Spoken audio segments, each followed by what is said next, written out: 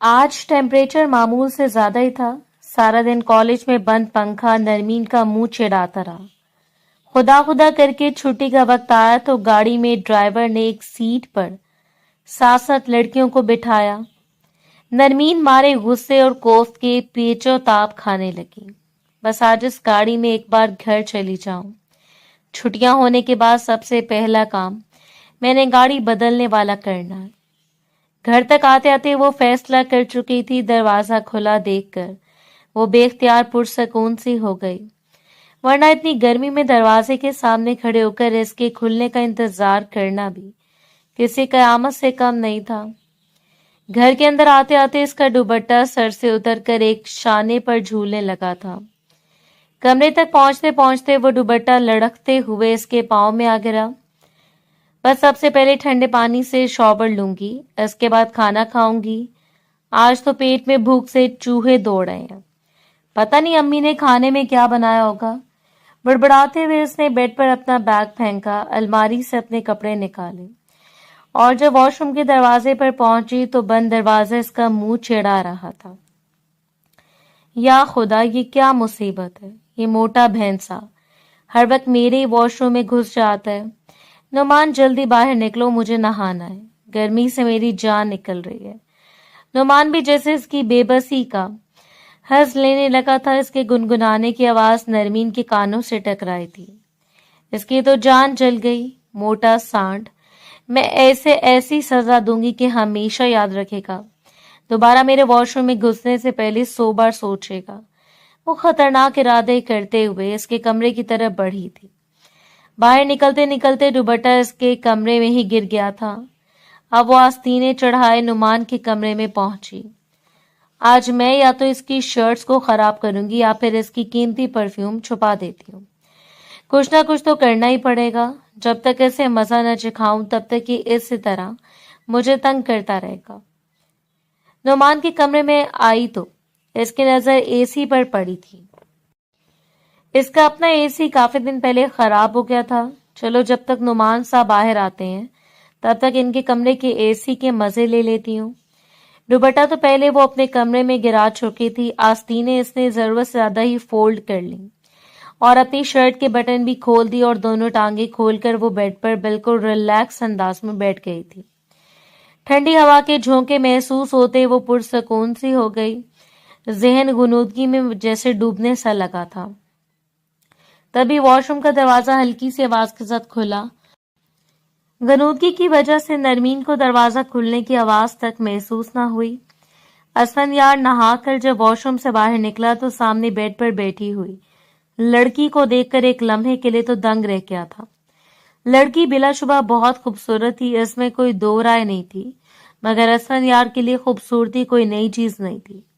इसके आसपास ऐसी कितनी खूबसूरत लड़कियां तितलियों की मानंद मंडलाती रहती थी, जिन्हें वो नजर भरकर भी ना देखता। लड़की ने अपने गिरेबान के बटन खोले हुए थे, जिसके अंदर से इसकी नर्म मुलायम जल्द भी गुलाबियां सुलगा रही थी। पहली नजर में वो इसकी खूबसूरती से मुतासर हो गया था।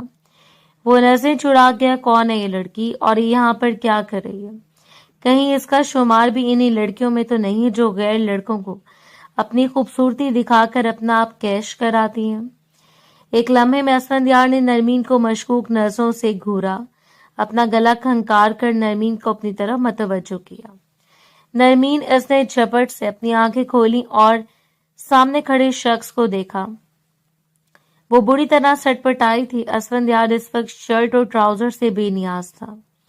इसने अपने जिस्म पर एक तौलिया लपेटा हुआ था। मोहतरमा, मैं पूछ सकता हूँ कि आप कौन हैं और इस वक्त यहाँ पर क्या कर रही हैं? क्या आप नहीं जानती कि इस कमरे में एक अजनबी मेहमान ठहरा हुआ है? असफंयार के लहजे में अजीब सी काट थी। नरमीन को इसका लहजा बहुत बुरा लगा। एक तो चोरी, ऊपर से सीना जोरी। ये सवाल तो मुझे आपसे पूछना चाहिए कि आप कौन हैं, मेरे घर में इस वक्त क्या कर रहे हैं, और ये तौलिया जो आपने लपेट रखा है ये मेरा तौलिया, ये आपने कहाँ से लिया है? नरमीन अपनी चीजों के हवाले से बहुत ही ज्यादा हसास थी। अपनी कोई चीज वो किसी के साथ भी शेयर नहीं करती थी। इस वक्त वो दोनों एक दूसरे के इंतहाई करीब थे। नरमीन ने अपनी हालत को भी सुधारने की कोशिश नहीं की। वो ऐसी थी, पल भर में गुस्से में आती तो इर्द गिर्द से बेगाना हो जाती, مگر وہ نہیں جانتی تھی کہ اس کی یہ معمولی سی غلطی اس کے لیے کیسا جرم ثابت ہونے والی ہے۔ جس وقت وہ دونوں آمنے سامنے کھڑے ایک دوسرے کو گھور رہے تھے، اس وقت اس کمرے میں مناہل آئی تھی۔ اندر کا منظر بہت سنسنی خیز تھا۔ مناہل جیسی لڑکی جو ہمیشہ سے نرمین سے خار کھاتی تھی، اس کے بارے میں ہر وقت غلط افواہیں پھیلا کر سب لوگوں کو اسے بدظن کرنے کی کوشش کرتی تھی، مگر پھر بھی اسے کبھی اپنی کوشش میں کامیابی حاصل نہیں ہوئی تھی۔ اسے مناہل سے اس حد تک حسد تھا کہ وہ اس کے چہرے پر مسکراہٹ تک نہیں دیکھ سکتی تھی۔ سب سے زیادہ غصہ تو اسے اپنے ماں باپ پر آتا تھا، جنہوں نے مناہل کو اس کے بھائی کے ساتھ منگنی کے رشتے میں باندھ دیا تھا۔ مناہل کا بس نہیں چلتا تھا کہ وہ اگلا پل بیتنے سے پہلے ان دونوں کی منگنی توڑ دے۔ جتنا وہ گھر والوں کو اس سے بدظن کرنے کی کوشش کرتی، اتنا ہی وہ اسے بری طرح ڈانٹ دیتے۔ نرمین مناہل سے ہر حال میں اچھی تھی، اس سے زیادہ خوبصورت تھی، اس سے زیادہ لائق فائق، ہر کلاس میں ہمیشہ پہلی پوزیشن لیتی، اور مناہل وہ تو مارے باندھے مشکل پاس ہوتی تھی۔ اور اب جب سے اس کی سپلی آئی تھی، تب سے تو نرمین نے اس کا بہت مذاق اڑایا تھا۔ بات بات پر وہ اسے سپلیوں کے تانے دیتی اور مناہل دل ہی دل میں پیچ و تاب کھا کر رہ جاتی۔ وہ موقع کی تلاش میں تھی، اور آج نرمین کی بے وقوفی نے اور قدرت نے اسے موقع فراہم کر دیا تھا۔ اس نے جلدی سے اپنا موبائل آن کیا، در در کیمرے کے مختلف اینگل سے اس نے نرمین کی ڈھیر ساری تصاویر لے لی اور پھر کلوز اپ کر کے اس نے مووی بھی بنا لی، جس میں نرمین کا حلیہ صاف اور بالکل واضح نظر آ رہا تھا، جسے دیکھ کر کوئی بھی اس کے حوالے سے مشکوک ہو سکتا تھا۔ مناہل کے ہونٹوں پر شاطرانہ مسکراہٹ کھیل رہی تھی، اور نرمین اس کے سازش سے بے خبر اسفندیار کے ساتھ الجھ رہی تھی۔ اسفندیار بھی کسی سے کم نہیں تھا۔ یہ تولیہ آپ کا ہے، آپ کو چاہیے تو پھر ایسا کرتا ہوں کہ یہ اتار کر آپ کو دیتا ہوں۔ کیا چاہیے آپ کو؟ اس کے لہجے میں عجیب سی شرارت تھی، جسے محسوس کر کے نرمین کا چہرہ ایک لمحے میں گلابی پڑ گیا تھا۔ آپ تو بہت ہی بے شرم انسان ہیں، بدتمیز ہونے کے ساتھ ساتھ بے شرم ہونے میں بھی آپ کو کمال حاصل ہے۔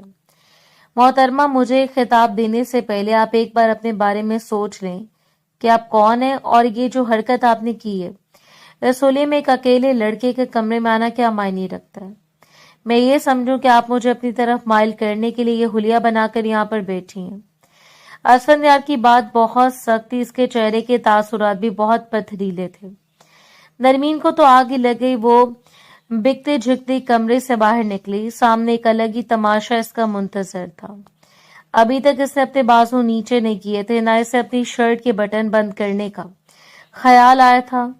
کمرے سے نکلتے ہی مناہل اس پر چیل کی طرح جھپٹی، اسے بازو سے پکڑ کر وہ لاؤنج میں لے کر آئی، جہاں پر نانا جان، ممانی، نرمین کی امی، بھائی، سب لوگ موجود تھے۔ مناہل نے موقع سے بھرپور فائدہ اٹھایا۔ دیکھ لیا امی آپ نے، اور دادا جان آپ بھی اپنی آنکھوں سے اپنی لاڈلی کے کرتوت دیکھ لیں۔ آپ مجھے ہمیشہ اس جیسا بننے کا کہتے ہیں کہ ایسے لڑکی بن جاؤں میں، جس میں شرم و حیا کا پاس نہ ہو، بغیر دوپٹے کے کھلے گریبان کے ساتھ وہ ایک لڑکے کے کمرے میں چلی جائے۔ نانا جان ابھی بھی جیسے شوق تھے، انہیں جیسے ابھی بھی مناہل کی بات پر یقین نہیں تھا۔ نرمین کو اپنی آنکھوں کے سامنے دیکھ کر بھی وہ حقیقت ماننے سے انکاری تھے۔ مناہل بھی جیسے ہر ممکن حد تک اس بازی کو جیتنا چاہتی تھی، وہ کسی بھی طرح یہ موقع ہاتھ سے جانے دینے کی غلطی نہیں کر سکتی تھی۔ اس نے ویڈیو نانا جان اور سب لوگوں کے سامنے دوبارہ سے بیان کر دی، جس میں نرمین کی بے حیائی بالکل واضح طور پر نظر آ رہی تھی۔ ممانی بھی نرمین کو غصے سے گھورے جا رہی تھی۔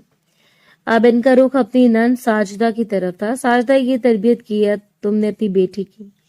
کیا یہی سب سکھایا ہے اسے؟ ارے تمہاری بیٹی جیسے لڑکیاں ہوتی ہیں جو پورے خاندان کی عزت کو داؤ پر لگا دیتی ہیں، ہم نے تو یتیم سمجھ کر گھر میں پناہ دی، دونوں بہن بھائیوں کو ہر وہ سہولت دی جو اپنے بچوں کو دی، کبھی کسی چیز کی کمی نہیں ہونے دی، اور یہ صلاح دی اس لڑکی نے ہمیں، کسی کو منہ دکھانے کے قابل نہیں چھوڑا۔ کل کو میرا بیٹا جب گھر آئے گا تو میں اسے کیا منہ دکھاؤں گی، اسے کیا بتاؤں گی کہ کیسی لڑکی کا انتخاب کیا اس کے لیے۔ میں نے آج جانے دو، اپنے ماموں کو آج نہیں بھی تمہارے کرتوت بتاتی ہوں۔ میں تمہارا رشتہ مزید اپنے بیٹے کے ساتھ نہیں جوڑ سکتی، تم اس قابل ہی نہیں ہو کہ کوئی عزت دار مرد تمہیں اپنائے۔ मोमानी का लहजा, इनके अल्फाज बहुत ही ज्यादा सख्त थे। नरमीन हक्का बक्का होकर इन्हें देखे जा रही थी। अभी तक इसे समझ नहीं आया था कि सब लोग इतने गुस्से में क्यों हैं। आखिर इसने ऐसा क्या किया है? गुस्सा तो इसे आ रहा था इस आदमी पर जो गैर होकर भी कितने मालिकाना हकूक के साथ इसके घर में मौजूद था। और इसने कितनी बेइज्जती की थी नरमीन की, बजाय इसके कि सब लोग नरमीन की साइड लेते। वो इसी कोई बुरा भला बोल रहे थे। नरमीन का भाई भी कमरे से निकल कर आ गया था। मिनाहिल ने इससे भी वो वीडियो और तस्वीर दिखा दी थी। अब वो दोनों माँ बेटा एक दूसरे से नजर चुरा रहे थे। असफंदयार नुमान का दोस्त था। वो शहर का जाना माना वकील था। नाना जान के कहने पर ही नुमान असफंदयार को घर में लेकर आया था और अपने कमरे में इसे ठहराया था। आज ही असफंदयार इस घर में आया। इसे यहाँ आए महज चंद घंटे हुए थे और आज ही घर में तमाशा खड़ा हो गया। असफंदयार भी शशोपंच में मुब्तला था कि वो क्या करे। इसने भी बाहर से आने वाली आवाजों को सुन लिया। गुस्से से इसका दिमाग भी घूम गया था। वो नुमान से दो टूक बात करके इस घर से निकल जाना चाहता था। आखिर इस सारे मामले से इस बेचारे का क्या लेना देना था। सुफियान घर आया तो मिनाहिल इसे खींचते हुए अपनी माँ के कमरे में लेकर आ गई। जमीला बेगम इसके आने का इंतजार कर रही थी। कितना समझाया था मैंने तुम्हें, बहुत चालाक और मकार लड़की है, ये किसी तरह भी तुम्हारे काबू में आने वाली नहीं है। देखो इसकी बेइज्जती अपनी आंखों से। क्या तुम अभी भी इससे शादी करोगे? सुफियान ने वो तस्वीरें देखी तो इसकी आंखें गुस्से से लाल हो गई थी। नरमीन ऐसा कैसे कर सकती है? वो तो मुझे बहुत पसंद करती है, मोहब्बत करती है मुझसे। मेरे अलावा किसी और के बारे में सोच भी नहीं सकती। सुफियान की बात पर माँ तंजी अंदाज में हंसने लगी। दोनों माँ बेटे एक दूसरे को देखकर जोर जोर से हंसने लगे थे। तुम इन तस्वीरों को देखो, ये वीडियो देखो। क्या तुम्हें लग रहा है कि ये लड़की शरीफ लड़की है और ये तुमसे मोहब्बत करती है? अगर ऐसा है तो ये एक गैर लड़की को अपना जिस्म शो करवा रही है और इसके इतने करीब खड़े होकर क्या ये इसके सामने तबलीग कर रही है? बताओ मुझे। सुफियान का सर भी झुक गया था। आप ठीक कहती थी माँ, मैं ही गलत हूँ। मुझे इस लड़की के लिए आपसे बहस नहीं करनी चाहिए थी, मगर मैं इस लड़के को भी जिंदा नहीं छोड़ूंगा। ये कौन होता है? कौन है हमारे घर की इज्जत पर हाथ डालने वाला? कौन है ये तुम्हारे दादा जान ने बुलाया है। सुने कोई छोटा मोटा वकील है, नुमान का दोस्त है। अब जैसा नुमान खुद एक आम सा इंसान है, वैसे इसका दोस्त भी होगा, एक आम सा वकील। तुम्हारे दादा जान को न जाने इससे क्या काम है। कहीं इन्होंने वरासत के बारे में तो कोई बात नहीं करनी। अब सोफिया बेगम को और ही परेशानी लाहिक हो गई थी। सुफियान कमरे से निकल गया था। अम्मी, वरासत के बारे में अभी परेशान मत हो। अभी सबसे बड़ा मसला इस लड़की का है, किसी तरह से भाई की इससे जान छुड़वा दे। मामू को इतना प्रेशराइज करें, इतनी बातें सुनाएं कि वो किसी भी राह चलते के साथ इस लड़की का निकाह करवा दे। इस तरह हमारी से जान छूट जाएगी। तुम ठीक कह रही हो मिनाहिल। अब देखो ये बाजी हमारे लिए आई है तो हम इसे जीते बगैर हाथ से निकलने नहीं देंगे। इस लड़की को नाको चने ना चिपवा दूं तो मेरा नाम भी सोफिया नहीं। असफंदयार कब से तुम्हारे कमरे में बैठा नुमान का इंतजार कर रहा था। बिलाखिर इसने नुमान के मोबाइल पर टेक्स्ट करके इसे कमरे में बुलाया था। नुमान बगैर कुछ कहे इसके सामने थके थके अंदाज में आकर बैठ गया। वो इसे कहता भी तो क्या, गलती तो अपनी बहन की थी। नुमान, तुमने मुझे जिस काम के लिए बुलाया था मुझे वो बताओ। मुझे बहुत जरूरी काम से जाना है, मुझे देर हो रही है। नाना जान को तुमसे बात करनी थी। नुमान दबी दबी आवाज में बोला, तुम्हारे नाना जान तो बुलाओ, इन्हें क्या बात करनी है इन्होंने, या मुझे इनके कमरे में ले चलो। हाँ अभी ले चलता हूँ, थोड़ा वक्त ठहर जाओ। घर में जो इस वक्त मामला चल रहा था, इस वक्त नुमान असफंदयार को नाना जान के सामने लेकर नहीं जा सकता था। वो बदहवास था।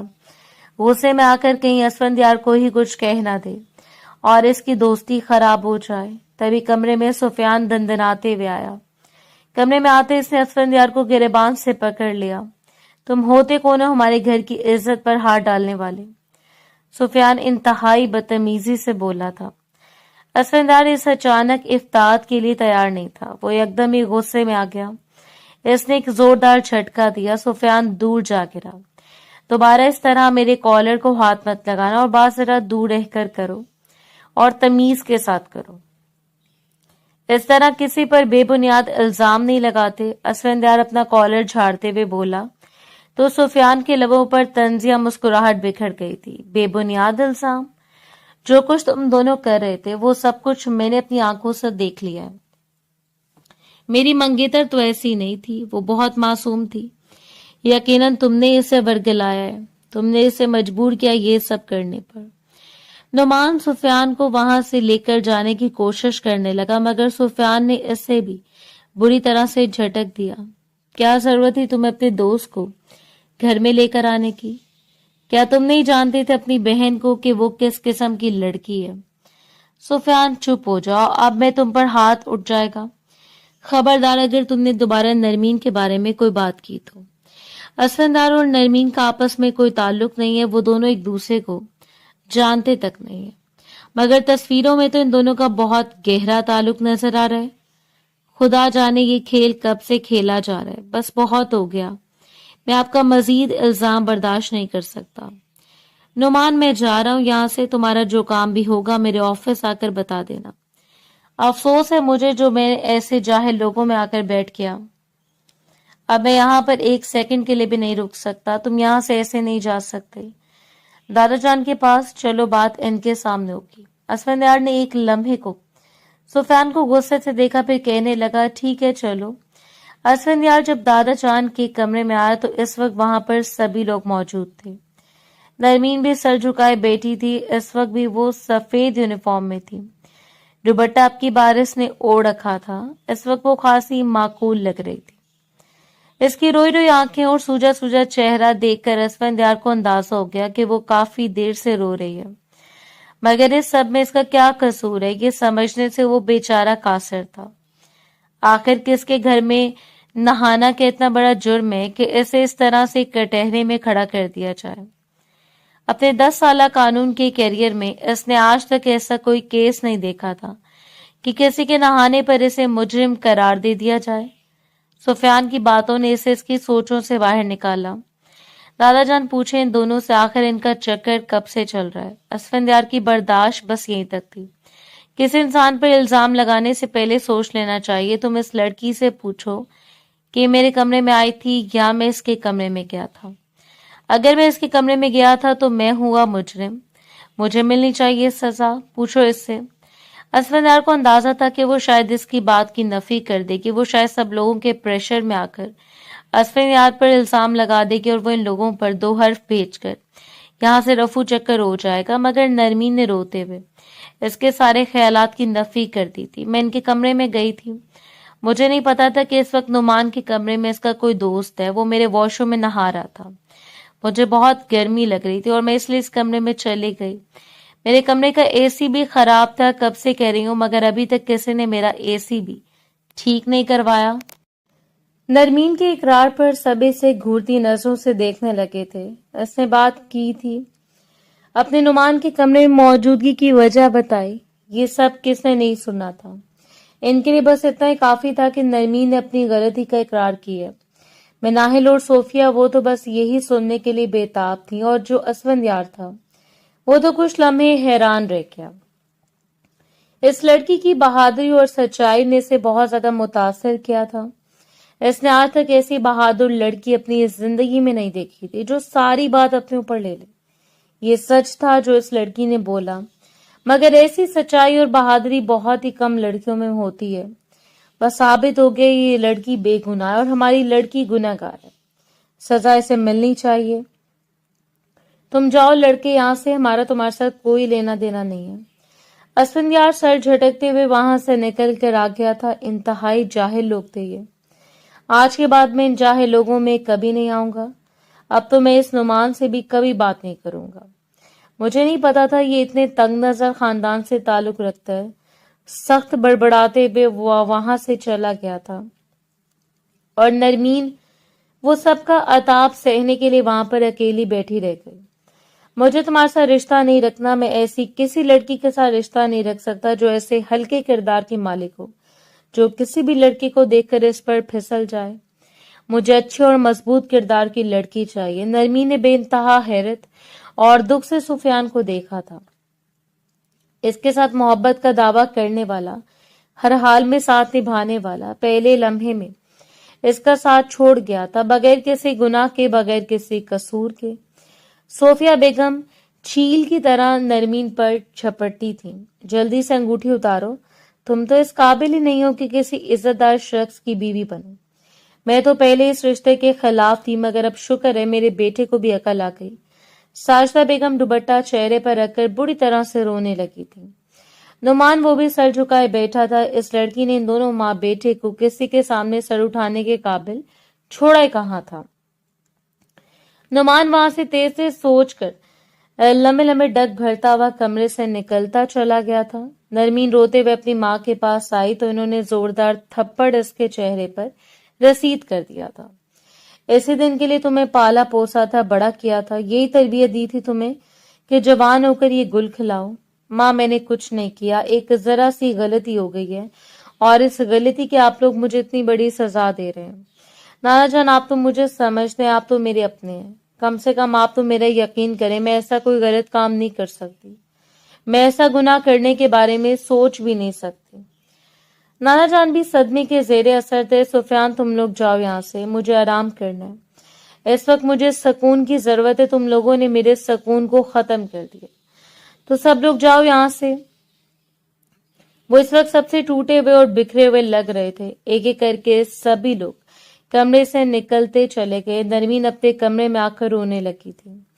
وہ اس طرح بغیر کسی قصور کے سب کی نظر میں مجرم بن جائے گی، ایسا تو اس نے کبھی خواب میں بھی نہیں سوچا تھا۔ ہمیشہ سب کی نظروں میں اپنے لیے محبت دیکھی تھی، صرف مناہل اور ممانی ایسی تھیں جو اس سے چڑھتی تھیں، اور ان کے چڑھنے کی وجوہات تو دو تھیں۔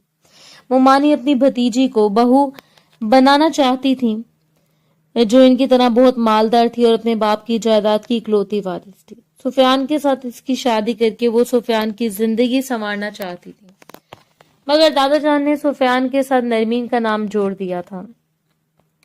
بھلا نرمین انہیں کیا دیتی؟ ان کے ٹکڑوں پر پلنے والی لڑکی۔ جب ساجدہ بیوہ ہوئی تو دونوں بچوں کو لے کر اپنے مائکے گئی۔ صوفیہ بیگم نے بہت کوشش کی کہ وہ اپنی نند کی دوسری شادی کروا دیں۔ اپنے شوہر کو بھی انہوں نے بہت سمجھایا، ساس سسر پر بھی زور دیا، مگر انہوں نے صوفیہ بیگم کی ایک نہیں سنی۔ ہماری بیٹی اور اس کے دونوں بچے ہم پر بھاری نہیں ہیں، ساجدہ دوسری شادی نہیں کرنا چاہتی اور ہم اس پر زور بھی نہیں دیں گے، اور تم بھی اس بارے میں دوبارہ بات نہیں کرو گی۔ صوفیہ بیگم اپنا سا منہ لے کر رہ گئیں، مگر انہوں نے ساجدہ بیگم کو تنگ کرنے کا اور نیچا دکھانے کا کوئی موقع ہاتھ سے کبھی جانے نہ دیا۔ گھر کے سارے کام کاج وہ ساجدہ سے ہی کرواتی تھیں۔ ایک ایک کر کے انہوں نے سارے نوکروں کو بھی چھٹی دے دی تھی۔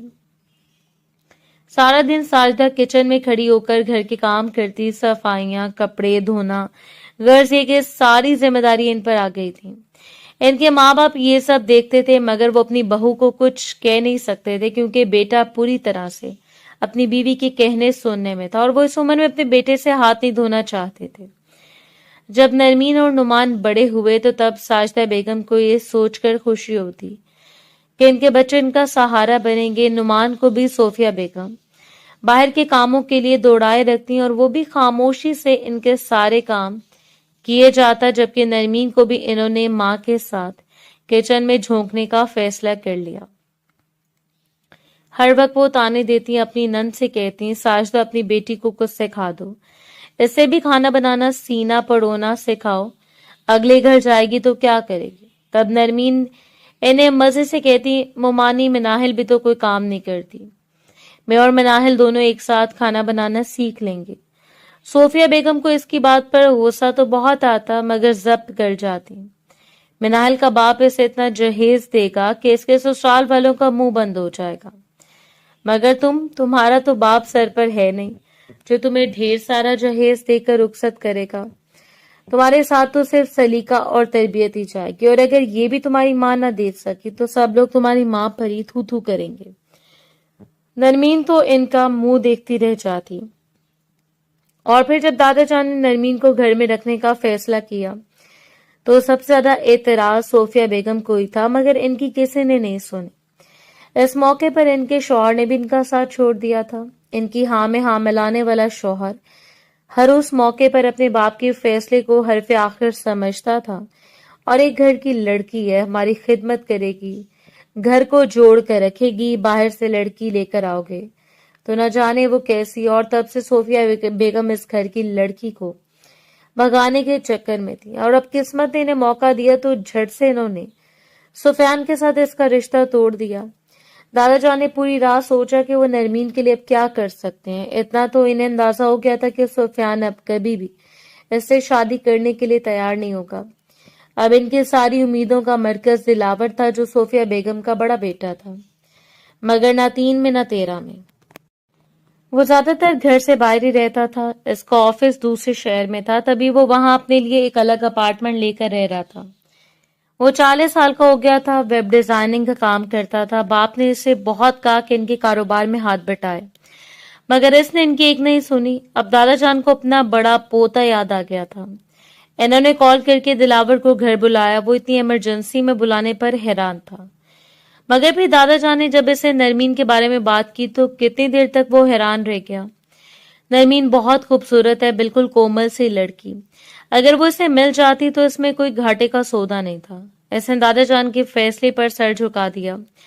دادا جان نے اگلے دن سب لوگوں کو اپنے کمرے میں بلایا اور پھر اپنے فیصلے سے سب کو آگاہ کیا۔ میں نے دلاور اور نرمین کی شادی کا فیصلہ کر لیا۔ دلاور کو بھی اس پر کوئی اعتراض نہیں، اور نرمین تمہیں بھی اعتراض نہیں ہونا چاہیے۔ تمہیں خوش ہونا چاہیے کہ سب کے بعد بھی تمہیں خاندان کا لڑکا اپنانے کے لیے تیار ہے، ورنہ اس موقع پر تو خاندان کے قریبی لوگ ساتھ چھوڑ جاتے ہیں۔ نرمین پھٹی پھٹی آنکھوں سے بے یقینی سے اپنے دادا جان کو دیکھے جا رہی تھی۔ دادا جان ایسے کیسے کر سکتے ہیں آپ؟ دلاور بھائی مجھ سے عمر میں پورے 22 سال بڑے ہیں، میں شادی نہیں کر سکتی، میرا صاف انکار ہے۔ صوفیہ بیگم غصے سے پیچو تاب کھا کر رہ گئیں۔ ایک بیٹے سے اس کل موہی کی جان چھڑوائی تو سسر صاحب دوسرے بیٹے کے اوپر اس کو مرنا چاہتے تھے، مگر انہوں نے بھی کچی گولیاں نہیں کھیلی تھیں۔ ابا جان لگتا ہے اس عمر میں اب سٹھیا گئے۔ مجھے لڑکی اپنے دونوں بیٹوں کے لیے قابل قبول نہیں ہے۔ ایک کے لیے میں نے انکار کیا تو میں دوسرے کے لیے اقرار کروں گی۔ اب تو آپ کے بیٹے کو بھی عقل آ گئی ہے۔ ان کی آنکھوں پر بھی بھانجی کی محبت کی پٹی بندھی تھی، مگر اب وہ پٹی اتری ہے تو وہ اس کی شکل دیکھنے کے لیے تیار نہیں ہے۔ آج انہوں نے مجھے کہا کہ ابا جان سے کہو کہ کوئی بھی راہ چلتا دیکھ کر نرمین کا اس کے ساتھ نکاح کر دیں۔ وہ اس کی شکل دوبارہ نہیں دیکھنا چاہتے، اس کا سایہ بھی وہ اس گھر میں برداشت نہیں کر سکتے۔ تم چپ کرو بہو، مجھے نرمین سے بات کرنے دو۔ دیکھو نرمین بیٹی، اب پہلی والی بات نہیں رہی، اب تمہارے نام کے ساتھ ایک غیر محرم کا نام جڑ گیا، تمہارے اوپر ایک داغ لگ گیا، اور جب کسی لڑکی پر داغ لگ جائے تو کوئی بھی عزت دار شخص اسے اپنانے کے لیے تیار نہیں ہوتا۔ بس نانا جان، میں اس سے زیادہ مزید نہیں سن سکتی، اور نہ میں اس سے زیادہ اپنے بارے میں بکواس سہ سکتی ہوں۔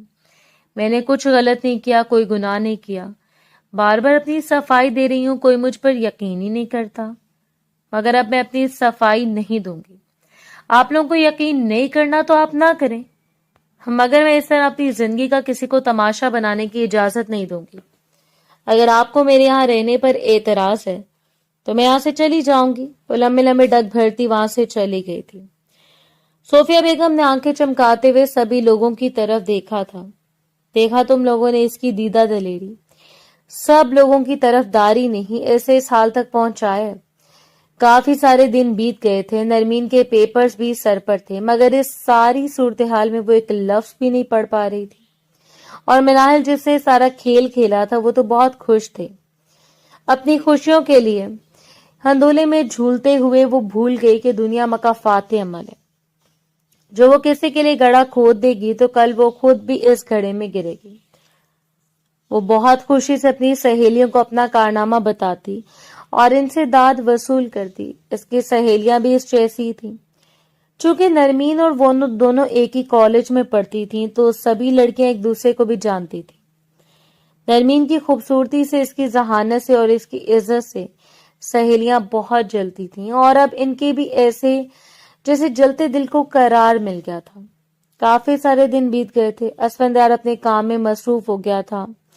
کچھ وقت کے لیے تو وہ اس واقعے کو بھول گیا، اس کے پاس کیس ہی اتنے تھے کہ اس کے پاس سر کو جانے کی بھی فرصت نہیں تھی۔ काफी दिनों के बाद इसका दोस्त वहीद इसके पास आया। बातों बातों में नुमान का जिक्र छिड़ गया। अरे यार, काफी टाइम हो गया, नुमान नजर नहीं आया। तुम्हारे साथ इसकी बहुत दोस्ती थी, तुम्हारा दोस्त हर वक्त साथ रहता था। मुझे लगता है कि तुम्हारे साथ कोई नाराजगी चल रही है। मुझे बताओ, हो सकता है मैं तुम दोनों की नाराजगी दूर करवा दूं।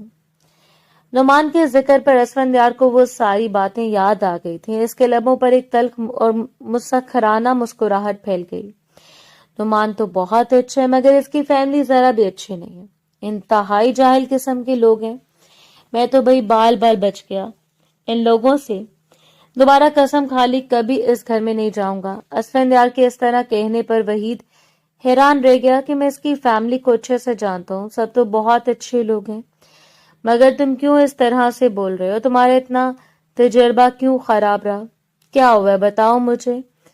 और फिर असफंदार ने सारी बात वहीद को बताई तो वो हैरत ज़दा रह गया था। असफंदार, तुम ऐसा कैसे कर सकते हो? मैं तो तुम्हें बड़ा हमदर्द और अच्छे दिल का इंसान समझता था। अगर तुम इतने पत्थर दिल होगे, मुझे इस बात का अंदाजा नहीं था। असफंदार अपने जिगरी दोस्त के मुंह से ऐसी बातें सुनकर बुरे तरीके से गुस्से में आ गया था। मैंने ऐसा क्या किया जो तुम मुझे पत्थर दिल और बेहिस बोल रहे हो? क्या कर दिया ऐसा? जरा सी रोशनी डालोगे, बोला तो वहीद इसे देखता रह गया। क्या तुम्हें जरा भी पछतावा नहीं कि तुमने क्या किया है? इस लड़की की जिंदगी बर्बाद हो गई, वो अपने घर वालों के सामने मुजरिम बन गई, और तुम कह रहे हो कि तुमने क्या किया? ये सबके जिम्मेदार तुम ही तो हो। मैं कैसे जिम्मेदार हूं सबका? मैं इसके कमरे में नहीं गया था, वो मेरे कमरे में आई थी, और मैंने नहीं कहा था कि इस तरह वो अपने आप को खोलकर यहाँ पर बैठ जाए। अगर मोहतरमा को इतनी गर्मी सता रही थी तो कहीं अकेली जाकर बैठती, ना कि किसी मर्द को बहकाने की कोशिश करती। यार, मैं नरमीन को बहुत अच्छे से जानता हूँ। वो बहुत मासूम और सीधी सादी लड़की है। वो क्या किसी मर्द को बहकाएगी? वो तो शायद इन बातों से कोसों दूर रहती है। हो गया तुम्हारा नरमीन नामा, अब जाओ यहाँ से, मुझे काम करने दो। ऐसे नहीं, बस यार, मुझे तुम्हें इस सारे मामले का वो पहलू दिखाना है जिससे तुम अभी तक नजर चुरा रहे हो। अच्छा बताओ जरा, ऐसा कौन सा पहलू है जिसमें मैं कसूरवार निकलता हूँ? असलम का लहजा अभी तक तल्ख और तंजिया था। तुम्हें किसने कहा था कि किसके घर में तुम इस तरह से तौलिया लपेट कर वॉशरूम से बाहर निकलो? तुम्हें तो पूरे कपड़े पहनकर बाहर आना चाहिए था। अपने घर में और दूसरों के घर में रहने के कुछ आदाब होते हैं। हर जगह पर इंसान एक ही जैसा नहीं रह सकता। अब जब तुमने इस लड़की को देख लिया था, वो तो तुमसे बेखबर थी, तुम वापस चले जाते, इसे अपनी मौजूदगी का एहसास दिलाते, या फिर कमरे से बाहर निकल जाते। मगर तुम तो इसके साथ इस हालत में खड़े होकर दो बदू मुकाबला करने लगे। असफंदार ने तो इस पहलू पर सोचा ही नहीं था। एक पल को वो शर्मिंदा हुआ, मगर यार फिर भी वो लड़की से एहसास करना चाहिए था। मैं तुम्हें बता चुका हूं ना कि असफंदार, वो लड़की बहुत मासूम है। वो बातों को इतना गहराई में नहीं सोचती। अगर इतना सोचती तो क्या इसके साथ ये सब होता? तो फिर क्या करूं? असफंदार ने पूछा। करना क्या है? वापस जाओ, सारी बात इन लोगों को बताओ। कम से कम इस लड़की को तो सबकी नजरों में मत गिराओ। मगर यार, मैंने बताया था, किसी ने मुझ पर यकीन नहीं किया। तुम दोबारा वहां पर जाओ और देखो क्या सूरत हाल है, फिर जो तुम्हें सही लगता है तुम वो फैसला करो। असफंदार ने कुछ देर इस मामले पर सोचा था और फिर इसने फैसला किया कि इसे इस घर में जाना चाहिए, मगर कामों में मसरूफ होने की वजह से वो वहां पर नहीं जा सका। रात सोने के लिए लेटा तो नरमीन का चेहरा एकदम से इसकी आंखों के सामने आ गया था। इसने झट से अपनी आंखें खोल दी थी। इसकी रोती हुई आंखें असफंदार को बुरी तरह से डिस्टर्ब कर रही थी। इसने फैसला कर लिया कि सुबह होते वो इस घर में जाएगा, और फिर जब वो इस घर में दाखिल हुआ, इस पर घर वालों की नजर पड़ी तो वो बुरी तरह इस पर तलमलाए थे। सुफियान तो इसे मारने के लिए लपका था। तुम यहाँ पर फिर आ गए, दोबारा तमाशा लगाने के लिए? आखिर क्या सोचकर तुमने यहाँ पर कदम रखा है? असफंदार ने इसे कुछ भी कहने से रोक दिया था। मुझे इस घर के बड़ों से बात करनी है, मैं तुम्हारे मुंह नहीं लगना चाहता। नुमान को भी इसके आने की खबर मिल गई थी। वो इसे लेकर नाना जान के कमरे में आया और इनके पास ही सर झुकाकर बैठ गया। असफंदार ने सारी बात इन्हें बताई तो वो कहने लगे, बेटा, अब इन सब बातों का क्या फायदा? मेरी बेटी पर दाग लगना था, लग गया। اس کی منگنی ٹوٹ گئی، خاندان میں کوئی بھی اسے اپنانے کے لیے تیار نہیں ہوگا۔ وہ تو بدنام ہو گئی، تمہارا کیا گیا؟ تم تو آزاد گھوم رہے ہو، جسے تمہارا دل چاہے گا اسے اپنی زندگی میں شامل کر لو گے۔ نہ تمہیں کوئی کسی بات پر تانا دے گا اور نہ ہی تمہیں کوئی دھتکارے گا۔ ساری دھتکار تو میری بیٹی کے حصے میں آئی ہے۔ نانا جان نرمین کے ساتھ جتنی بھی سختی کرتے، جتنا بھی نفرت کا دکھاوا کرتے، وہ دل ہی دل میں اسے بہت چاہتے تھے۔ اسفندیار نے ایک ہی لمحے میں فیصلہ کیا تھا، گو کہ یہاں تک آتے ہوئے اس کے دل میں ایسا کوئی خیال نہیں تھا، مگر اب نانا جان کو شکستہ دیکھ کر اور نعمان کو جھکے سر کے ساتھ دیکھ کر اس نے پل بھر میں فیصلہ کیا تھا کہ آپ کی بیٹی کو میں نے بدنام کیا، وہ میری وجہ سے سب کی نظروں میں مجرم ٹھہری۔ میں ہی اسے عزت دینا چاہتا ہوں، اس کے ساتھ نکاح کرنا چاہتا ہوں۔ اگر آپ بھی اسی وقت اس نکاح کا انتظام کر دیں تو میں تیار ہوں۔ نانا جان نے بے یقینی سے اسفندیار کو دیکھا تھا۔ اس نے ہاں میں سر ہلایا کہ گویا اپنے فیصلے کی تصدیق کی تھی، اور پھر سب کچھ آنن فانن ہو گیا تھا۔ نرمین، جس نے ہمیشہ سوچا تھا کہ وہ اپنی شادی پر ایسے تیار ہوگی، ایسے ڈیزائنر ڈریس پہنے گی، مگر اب اتنی سادگی سے اس کا نکاح اسفندیار کے ساتھ ہو گیا کہ اسے کچھ سوچنے سننے کا موقع ہی نہیں ملا۔ ماں نے اس کے سامنے ہاتھ جوڑ دیا، آج تم نے جو کچھ کیا اپنی مرضی سے کیا، ایک بار بھی میرے اور اپنے بھائی کے بارے میں نہیں سوچا، مگر آج میں تمہارے سامنے ہاتھ جوڑتی ہوں، اسفندیار کے ساتھ نکاح کر لو۔ میری بات مان لو، آج کے بعد میں تم سے کچھ نہیں مانگوں گی۔ ٹھیک ہے ماں، اگر میں آپ لوگوں پر اتنا ہی بوجھ بن گئی ہوں، آپ لوگ مجھے ٹھکانے لگانے کے لیے کچھ بھی کرنے کے لیے تیار ہیں، تو ٹھیک ہے، میں یہ نکاح کرنے کے لیے تیار ہوں، مگر میں آج کے بعد یہاں پر نہیں آؤں گی۔ ٹوٹے دل اور بھیگی آنکھوں کے ساتھ نرمین نے نکاح نامے پر دستخط کر دیے تھے۔ اسفندیار اسے انہی سادہ کپڑوں میں لے کر رخصت ہو گیا تھا، مگر اسے گھر لے جانے کے بجائے وہ سیدھا ایک بوتیک میں آیا تھا۔ یہاں سے اپنی پسند کی شاپنگ کر لو اور ضرورت کی باقی چیزیں بھی لے لو، میں بار بار تمہارے لیے شاپنگ کے لیے وقت نہیں نکال سکوں گا، بہت مصروف ہوتا ہوں۔ وہ اسے یہاں پر لے کر آنے کی تفصیل بتاتے ہوئے بولا۔ ایک لمحے کو نرمین اس سے دیکھتی رہ گئی، پھر بنا کچھ کہے اس نے چند ضروری چیزیں خریدیں اور اس کے ساتھ اس کے گھر میں آ گئی تھی۔ اسفندیار کا گھر بہت خوبصورت تھا، گھر میں نوکر چاکر بھی تھے اور ہر کمرے کو بہت اچھے سے سجایا بھی گیا تھا۔ نفاست بھی گھر کے چپے چپے سے نظر آ رہی تھی۔ پہلی نظر میں وہ اس گھر سے متاثر سی ہو گئی اور اسے لے کر اپنے کمرے میں آ گیا تھا۔ تمہارے ساتھ نکاح کا فیصلہ میں نے بہت جلدی میں کیا، میرے گھر والے اس شادی سے بے خبر ہیں، جلدی میں نے تمہارے ساتھ نکاح کی خبر دے دوں گا۔ نرمین خاموش رہی، وہ اسفندیار کی بات کا جواب دیتی بھی تو کیا۔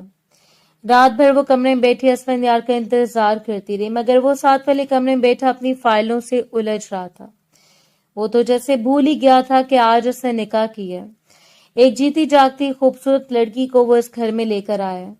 نرمین اس کا انتظار کرتے کرتے سو گئی تھی۔ اگلے دن کب اسفندیار اٹھ کر آفس گیا، کس نے اسے ناشتہ بنا کر دیا، نرمین بے خبر تھی۔ اس کی آنکھ تب کھلی جب ملازمہ نے اس کے پاس آ کر اسے سوتے ہوئے اٹھایا تھا۔ آپ کی طبیعت ٹھیک ہے؟ صاحب کا فون آیا تھا کہ آپ کو اٹھا دوں، اگر طبیعت خراب ہے تو ڈاکٹر کو فون کر لوں۔ میں بالکل ٹھیک ہوں، نرمین نے دھیمی سی آواز میں جواب دیا۔ پھر باہر آ جائیں، آپ کے لیے ناشتہ تیار کرتی ہوں۔ نرمین ابھی ناشتہ کر کے فارغ ہوئی تھی کہ دو عورتیں حویلی میں داخل ہوئیں، اونچی اونچی آواز میں باتیں کرتی ہوئی نرمین تک آئی تھی اور پھر اسے دیکھ کر وہ حیران رہ گئیں۔ کون ہو تم؟ وہ اسے سوال کرنے لگی، نرمین تو ان کے سوال پر حیران رہ گئی۔ آپ کون ہیں؟ میں اسفندیار کی ماں ہوں اور یہ اس کی بہن ہے، مگر تم کون ہو اور اس گھر میں کیا کر رہی ہو؟ میں ان کی بیوی ہوں، کل انہوں نے مجھ سے نکاح کی ہے، نرمین نے دھیمے سے لہجے میں جواب دیا۔ کیا کہا تم نے؟ اسفندیار نے تم سے نکاح کیا، ہم سے پوچھے بغیر، ہماری اجازت کے بغیر؟ وہ اتنا بڑا کام کیسے کر سکتا ہے؟ وہ عورت سخت بے یقینی کا شکار تھی۔ اسفندیار کی بہن کے تاثرات بھی ماں سے الگ نہیں تھے۔ ایسا نہیں ہو سکتا، ماں بھائی ہمیں اس طرح سے دھوکہ نہیں دے سکتا، ہمارے ارمانوں کو اس طرح سے رول نہیں سکتا، ہمیشہ اس کی شادی کے ہم نے خواب دیکھے، مگر وہ خود ہی اب سارے فیصلے کر گیا۔ دونوں سخت صدمے کے زیر سر لگ رہے تھے۔ اب انہوں نے نرمین کو خوب برا بھلا بولنا شروع کر دیا۔ ہوگی تم کسی اور خاندان کی جس نے میرے بیٹے کو راہ چلتے گھیر کر پھنسا لیا۔ ارے تمہاری جیسی لڑکیاں تو گھر بسا نہیں سکتی، بس مردوں کو پھنسا سکتی ہیں، مگر اسفندیار سے ہمیں یہ امید نہیں تھی کہ وہ کسی ایسی لڑکی کے دام میں پھنس جائے گا۔ नरमीन का चेहरा बिल्कुल लाल पड़ गया था। अपनी मुमानी के घर में वो हमेशा इनकी और मिनाल की बातें सुनती रहती थी और यहाँ आकर भी इसे वही सब सुनने को मिल रहा था। फोन फोन पर ही इसके साथ लड़ाई करने लगी। नरमीन उठकर अपने कमरे में आ गई थी। वो बुरी तरह से रोए जा रही थी। थोड़ी देर के बाद असफंदयार भी घर आ गया। अब इन तीनों के ऊंचा ऊंचा बोलने की आवाजें सुनाई दे रही थी। नरमीन को कुछ अंदाजा नहीं था कि इनकी क्या बातें हो रही हैं और ना इसे ये सब जानना था। इसे बस इतना पता था कि अब असफंदयार इसे भी घर से निकाल देगा। अपनी माँ बहन को वो क्यों कर नाराज करेगा। काफी वक्त गुजरने के बाद असफंदयार कमरे में आया। इसका चेहरा सख्त हो गया था। नरमीन इसे देखकर खड़ी हो गई थी। आपको मेरी जात का इस तरह से तमाशा नहीं बनाना चाहिए था। अगर आप मुझे इस घर में इज्जत नहीं दे सकते थे तो आपको मुझसे निकाह भी नहीं करना चाहिए था। अपने घर वालों से पूछा भी नहीं और मुझे लेकर यहाँ पर आ गए। तुम इस मामले में मत बोलो। वो मेरे घर वाले, इन्हें कैसे मनाना है ये मैं बहुत अच्छे से जानता हूँ। इस बारे में तुम्हें परेशान होने की जरूरत नहीं है। और हाँ, वो जाते जाते वापस पलटा, किसी बात को भी अपने दिल पर लगाकर मत बैठ जाना। मेरी माँ और बहन दिल की बुरी नहीं है, बस वो गुस्से में थी तो उनके जो मुंह में आया वो बोलती चली गई। मगर अब मैंने इन्हें समझा दिए, दोबारा तुम्हारे सामने आएंगी तो बदतमीजी की कोई बात नहीं करेंगी। और तुम भी अपना दिल इनकी तरफ से साफ कर लो। नरमीन तो इसे देखती रह गई। क्या चीज है ये शख्स। वो तो समझ रही थी कि वो इसे हाथ से पकड़कर घर से निकालेगा और इससे कहेगा कि जब तक घर वाले नहीं मानते वो इसे वापस लेकर नहीं आएगा। मगर इसने तो इसकी सोचों के बरक्स बात की थी। यकीनन वो शख्स जिम्मेदारी उठाने वाला था। नरमीन की शादी के बाद घर के हालात काफी बदल गए थे। घर में हर वक्त सोगवारी की कैफियत तारी रहने लगी थी। गोया के सोगवारी से भाई, माँ और नाना जान पर ही तारी थी। मगर मिनाल और सोफिया भी इसके असर से बच नहीं पाई थी। तभी सोफिया बेगम ने फैसला किया कि वो नुमान की शादी अपनी भतीजी से करेंगी और ये शादी इन्होंने इसी महीने में करने का फैसला कर लिया। इसने भी इनके फैसले पर एतराज नहीं किया। नुमान ने भी खामोशी इख्तियार कर ली। भाई भाभी बहुत खुश थे कि इनकी बेटी ब्याह कर फूफो के घर में जा रही है। वो भी हमेशा से ये चाहते थे कि इनकी बेटी की शादी नुमान के साथ हो। सब कुछ आनन फानन हो गया। 1 महीने में सारी तैयारी मुकम्मल हो गई। शादी में 1 दिन बाकी था जब मिनाहिल माँ से कहने लगी कि क्यों ना इस नरमीन को भी शादी पर बुलाया जाए। सोफिया ने इसके ख्याल को झटका था। क्यों इसे बुलाकर क्या करना। शुक्र मनाओ इस लड़की का फितना इस घर से हटाया तो मैंने तो शुक्र किया और तुम दोबारा इसे बुलाना चाहती हो। अरे माँ, इस पर अपनी शो भी तो दिखानी है। इसको बताने कि भाई की शादी हमने कितने ऊंचे घराने में की है और हमारी होने वाली भाभी कितनी हसीन है। वो अपने हुस्न पर अकड़ाती है और अब एक आम से शख्स की बीवी बनकर इसके छोटे से घर में रह रही होगी। अब जब शादी पर वो आम से हुलिये में आएगी तो इसका खूब तमाशा बनाएंगे। कितना मजा आएगा जब पूरे खानदान के सामने इसको बातें सुनाएंगे, इसकी कम मायगी का एहसास दिलाएंगे। ये सोच कर ही सोफिया बेगम के लबों पर ही महजूज मुस्कुराहट आ गई थी। हाँ, ये तो मैंने सोचा ही नहीं। चलो ठीक है, मैं आज ही नुमान से कहकर इस लड़के को कॉल करवाती हूँ। क्या नाम था इसका? हाँ, असफंदयार। बल्कि मैं खुद इससे बात करूंगी और ताकीद करूंगी कि वो नरमीन को लेकर आए। जब असफंदयार को मुमानी जमीला की कॉल आई तो वो हैरान रह गया। ऐसे चंद मुलाकातों में अंदाजा हो गया था कि वो औरत नरमीन से कितनी नफरत करती है और अब वो जितनी लकावट से नरमीन को दावत दे रही थी, असफंदयार का हैरान होना बनता था। इन्होंने मुझे बुलाया, वो बेयकीनी से बोली। हाँ, इन्होंने तुम्हें बुलाया और तुम बहुत ठाठ से इस शादी में जाओगी। तुम्हें देखकर लगना चाहिए कि तुम एडवोकेट असफंदयार की बीवी हो, जो एक बहुत बड़ा बिजनेसमैन है और कई मुरब्बों का मालिक है। तुमने किसी भी तरह किसी से भी कम नहीं लगना। असफंदयार खुद इसे एक बहुत बड़े सैलून में लेकर गया था। इसका फेशियल करवाया, हेयर कट करवाया और फिर एक बहुत बड़े बुटीक से इसके लिए डिजाइनर ड्रेस लिया था। और फिर जिस दिन इसने शादी पर जाना था, इस दिन वो एक बहुत बड़े सैलून से तैयार हुई थी। जब इसने आईने में खुद को देखा तो वो पहचान नहीं पाई थी। पहला सुबह वो जमीन पर आसमान से उतरी हुई कोई हूर लग रही थी। असफंदयार की कुर्बत और मोहब्बत ने इसे एक अलग ही रंग बख्शा था। गो के वो धूप छांव जैसा मिजाज रखता था। इसका मूड होता तो मोहब्बत बरसाता, मूड ना होता तो बेगानगी इख्तियार करता। मगर नरमीन इस बार भी خوش تھی کہ وہ اس کی کم سے کم عزت تو کرتا ہے۔ محبت نہ صحیح، عزت کی تو وہ حقدار تھی، اور وہ ایسی لڑکی تھی جو محبت کے بغیر رہ سکتی تھی مگر عزت کے بغیر نہیں۔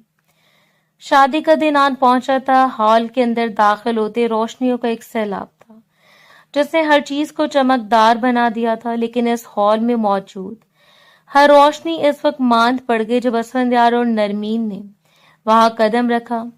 نرمین نے اس دن گہرے شاہی نیلے رنگ کا ایک نہایت قیمتی اور نفیس ڈیزائنر لہنگا پہن رکھا تھا جس پر چاندی کے تاروں کا نازک اور بھاری کام تھا۔ اس کے گلے میں چمکتا ہوا ہیروں کا سیٹ تھا جو اس کے گورے رنگ پر بجلی کی طرح چمک رہا تھا۔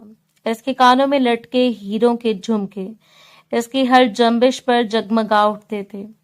اسفندیار خود سیاہ رنگ کی 3 پیس سوٹ میں ملبوس اس کے ساتھ کھڑا کسی شہزادے سے کم نہیں لگ رہا تھا۔ دونوں کی جوڑی اتنی سحر انگیز تھی کہ ہال میں موجود ہر شخص کی نظریں ان پر جم کر رہ گئیں۔ مومانی صوفیہ اور ان کی بیٹی مناہل جو اس دن دلی دل میں نرمین کا تماشا بنانے کے لیے پر تول رہی تھیں، وہ اسے دیکھ کر ساکت رہ گئی۔ مناہل نے تو سوچا تھا کہ نرمین کسی سستے اور عام سے کپڑے میں آئے گی اور وہ سب کے سامنے اس کا مذاق اڑائیں گی، مگر یہاں تو نقشہ ہی الٹ چکا تھا۔ نرمین کی خوبصورتی اور اس کی شاہانہ وضاحت نے وہاں موجود ہر عورت کو حیرت میں ڈال دیا تھا۔ ہر کوئی سرگوشیاں کر رہا تھا کہ ساجدہ کی بیٹی تو کسی بہت ہی بڑے گھرانے کی ملکہ لگ رہی ہے۔ منال سے اسے برداشت نہیں ہو رہا تھا۔ حسد کی آگ اس کے اندر بھڑک اٹھی تھی۔ وہ اپنے غصے پر قابو نہ پا سکی اور تیز قدموں سے چلتی ہوئی نرمین کے قریب آئی۔ اس کے چہرے پر ایک مصنوعی اور زہریلی مسکراہٹ تھی۔ وہ نرمین کو نیچا دکھانے کا کوئی بھی موقع ہاتھ سے نہیں جانے دینا چاہتی تھی۔ تم یہاں آئی گئی نرمین؟ مناہل نے طنزی انداز میں پوچھا۔ سچی بات بتاؤں تو میں تمہیں دیکھ کر حیران ہو رہی ہوں۔ اتنے مہنگے کپڑوں اور یہ ہیروں کا سیٹ پہن کر تم کیا دکھانا چاہتی ہو؟ مجھے لگتا ہے تم نے یہ سب کرائے پر لی ہے۔ نرمین خاموشی سے اس کی باتوں پر مسکراتی رہی تھی۔ سچ بتانا، کیا تمہیں اس بات کا احساس تو ہوتا ہوگا کہ کاش آج تم سفیان بھائی کی دلہن بنی ہوتی اور ہماری بھابھی ہوتی؟ اگر تم نے وہ غلطی نہ کی ہوتی تو آج تم اس چھوٹے سے وکیل کے بجائے ہمارے اتنے بڑے بزنس کا حصہ ہوتی اور سفیان بھائی کی بیوی ہوتی۔ کیا تمہیں دکھ نہیں ہوتا؟ نرمین نے منال کی بات سن کر ایک گہرا سانس لیا۔ اس کے چہرے پر کوئی گھبراہٹ یا پچھتاوا نہیں تھا، بلکہ کیسی پرسکون اور فاتحانہ مسکراہٹ تھی جس نے منال کے تن بدن میں آگ لگا دی۔ اس نے اپنے ہیروں کے سیٹ کو نرمی سے چھوا اور مناہل کی آنکھوں میں آنکھیں ڈال کر بولنا شروع کیا۔ میں تمہاری بھابھی نہیں بنی مناہل، اور اسی بات پر میں ہر لمحہ خدا کا شکر ادا کرتی ہوں۔ مجھے جتنا چاہنے والا اور عزت دینے والا شوہر ملا ہے، اس کا تو میں نے کبھی اپنے خوابوں میں بھی نہیں سوچا تھا۔ اسفندیار صرف ایک وکیل نہیں ہے بلکہ وہ اس شہر کے سب سے معزز اور کامیاب انسان ہے۔ ان کی عزت اور ان کا وقار کسی لالچی اور کم ظرف انسان سے 1000 گنا بہتر ہے۔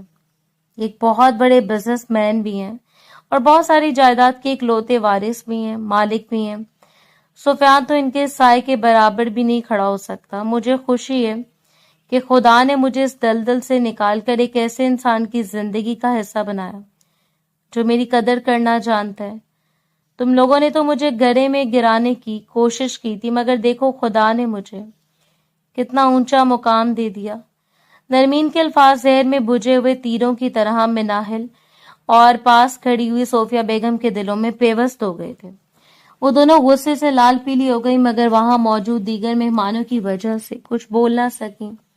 نرمین نے ان کو اپنی باتوں سے ایسا جلایا تھا کہ ان کے چہرے دیکھنے کے قابل تھے۔ شادی کی تقریب ختم ہوتے ہی نرمین اور اسفندیار عزت اور وقار کے ساتھ اپنے گھر واپس آ گئے۔ گھر واپس آنے کے بعد اسفندیار کے دل میں نرمین کے لیے مزید عزت بڑھ گئی تھی۔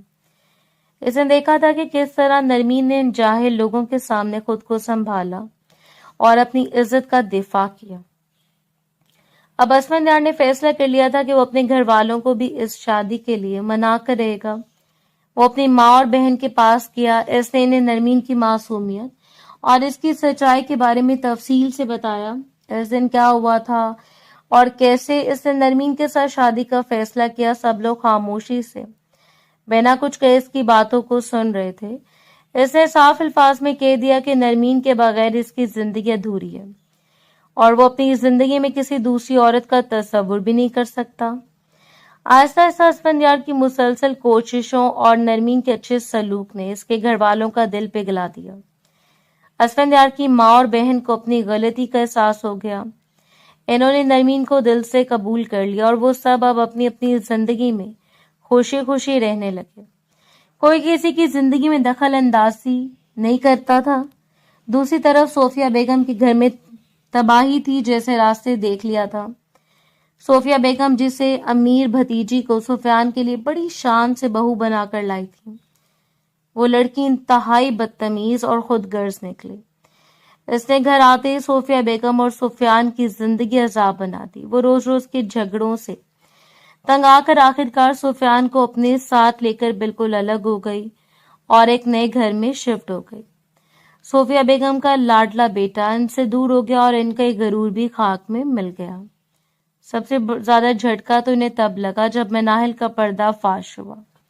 مناہل کا چوری چھپے محلے کے غریب لڑکے کے ساتھ چکر چل رہا تھا۔ وہ اس لڑکے سے محبت کا دعویٰ کرتی تھی۔ صوفیہ بیگم کو جب اس بات کا پتہ چلا تو انہوں نے شدید مخالفت کی۔ وہ کسی غریب لڑکے کو اپنے گھر کا داماد نہیں بنانا چاہتی تھی۔ انہوں نے مناہل پر سخت پابندیاں لگا دی اور اس کا فون بھی چھین لیا۔ مناہل جو ہمیشہ دوسروں کے لیے گڑھے کھودتی تھی اب خود اس میں گرنے والی تھی۔ اس نے فیصلہ کیا کہ وہ اس غریب لڑکی کے ساتھ رات کی تاریکی میں گھر سے بھاگ جائے گی۔ اس نے اپنا سامان باندھا اور آدھی رات کو پچھلے دروازے سے نکلنے کی کوشش کی، لیکن قدرت کا قانون حرکت میں آ چکا تھا۔ گھر کے چوکیدار نے سب دیکھ لیا اور شور مچا دیا۔ گھر والے جاگ گئے اور مناہل کو رنگے ہاتھوں پکڑ لیا گیا۔